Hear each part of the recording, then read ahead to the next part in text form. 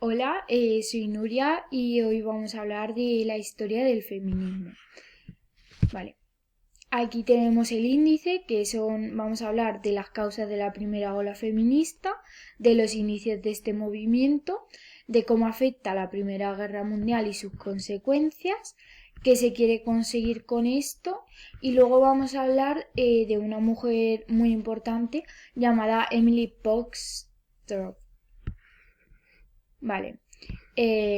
Vamos a empezar con las causas de la primera ola feminista.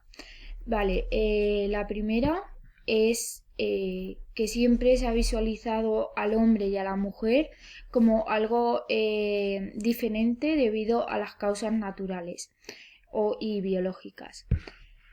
Segundo, vamos a hablar de que el hombre siempre ha sido el responsable de tomar las decisiones políticas, sociales, familiares y económicas. Y por tercero y último, vamos a hablar a que debido a esta causa anterior, la mujer se queda en el puesto de criada y de inculta y tan solo con las responsabilidades maternas y de la casa. Vale, ahora vamos a hablar de los inicios del movimiento feminista. Vale, encontramos en los primeros inicios en la Revolución Francesa cuando se promulgan los derechos del hombre y del ciudadano, pero no de la mujer. Vale, el siguiente es que en contra de los derechos que se contemplaban solo por los hombres, el Impi de Hughes escribe los derechos de la mujer y la ciudadana y Mary Wollstonecraft en Inglaterra publica la reivindicación de los derechos de la mujer. Estas dos mujeres intentan demostrarnos que esto viene desde algo cultural. Por lo tanto, se tendrá que luchar para la igualdad de estos dos sexos. Vale. Y la última de lo que vamos a hablar es de que quieren conseguir el derecho a voto a las mujeres, pero esto se hace más de... Vale, ahora vamos a hablar de cómo la Primera Guerra Mundial afecta a este movimiento. Vale, primero vamos a hablar de la incorporación de la mujer al trabajo y es que debido a la Primera Guerra Mundial, empezada en el año 1914, muchos hombres tuvieron que marcharse eh, y para que todo siguiera en orden, la mujer tuvo que incorporarse al trabajo y eso tuvo un gran impacto, ya que así demostró que la mujer podía obtener independencia económica y demostrar sus propias capacidades. Vale. Lo siguiente vamos a hablar de la participación pública y es de cómo las mujeres empezaron a trabajar en sitios como enfermería, ambulancia y sitios públicos, lo cual lleva a una cuestión de las verdaderas capacidades que tenía la mujer y también siendo así conscientes ellas mismas de que ellas no solo servían para estar en las responsabilidades domésticas. Y por último vamos a hablar de los derechos políticos. Después de esto llegó el sufragismo, que es la existencia del derecho a voto. El feminismo se convirtió en un movimiento internacional y consiguió que en algunos países sí que se permitiera el voto a la mujer después de la guerra. Esto dio lugar a que el hombre se replanteara las habilidades de la mujer. Vale, ahora vamos a ver y a dejar claro qué era lo que querían conseguir las mujeres. Vale, primeramente querían cambiar la forma de entender la diferencia entre el hombre y la mujer. Vale. Por segundo, también se quería dar la posibilidad a la mujer de tener los mismos derechos que el hombre ya tenía. Y replantearse el por qué ellas no podían tenerlos. También querían reivindicar los derechos de la mujer generando mismas oportunidades y mismos beneficios. También una muy importante, la cual era eliminar la discriminación y violencia contra las mujeres. Y por último, pues también querían tener la oportunidad de poder estudiar. Vale, a continuación vamos a hablar de Emily Pankhurst y de su vida propia. Vale, Emily nace el 15 de julio de 1858 en Manchester, Reino Unido, y tanto su madre como su padre fueron abolicionistas y apoyaron el movimiento sufragista. A la joven edad de 14 años, la madre de Emily la llevó al que sería su primer encuentro sufragista. Tras finalizar sus estudios en París, Emily volvió a su ciudad natal, que era Manchester. Y cuando ella ya estaba allí, con unos 20 años o así, conoció a Richard Pankhurst, con quien se casó en 1879. Richard era un brillante abogado de 44 años, socialista y muy comprometido con la lucha por el voto femenino.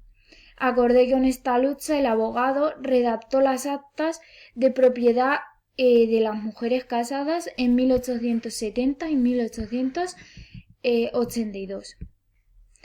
Vale, ahora vamos a hablar de cómo empieza ella en el movimiento feminista. En 1889, Emily colabora en la creación de los Women's Friends League, Liga Sufragista de Mujeres, donde comenzó a pelear por el voto femenino. Lamentablemente, pierde a su esposo, víctima de una úlcera perforada. Algunos años más tarde, en 1894, obtiene su primer triunfo gracias a la Liga. Las mujeres casadas pueden votar en las elecciones locales, pero se les niega el voto en elecciones federales parlamentarias. En 1903 fundó junto a varias compañeras la Unión Social y Política de las Mujeres.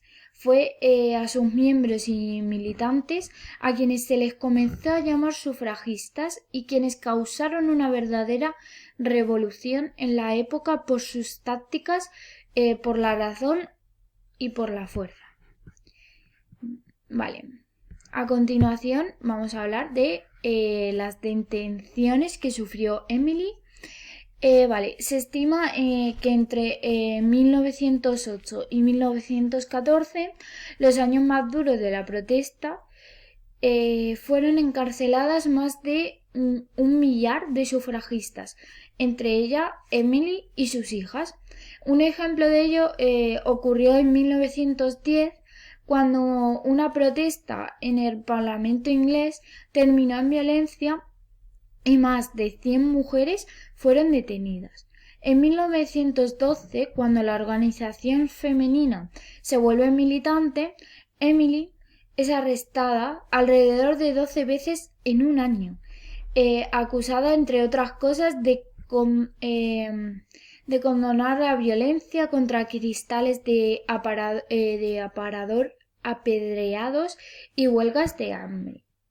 Vale, vamos a ver cómo le afectó a Emily la Primera Guerra Mundial.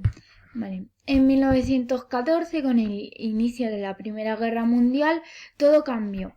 El movimiento sufragista frenó sus actividades políticas y decidieron apoyar a Inglaterra a cambio de que se liberara a todas las mujeres encarceladas por defender el voto. Durante la guerra, Emily se dedicó a movilizar a las mujeres a tomar papeles importantes en fábricas e industrias. Esto ocasionó que poco a poco se involucraran en la fuerza de trabajo y en actividades que antes les habían sido negadas, provocando grandes cambios en su autonomía y libertad. En respuesta a esto, el gobierno británico otorgó un derecho limitado al voto. aceptando que las mujeres mayores de 30 años pudieran votar, mientras la edad mínima para los hombres era de 21 años. Cuando la guerra finalmente terminó, el derecho femenino a voto fue aprobado en Estados Unidos en 1919 y ratificado en 1920.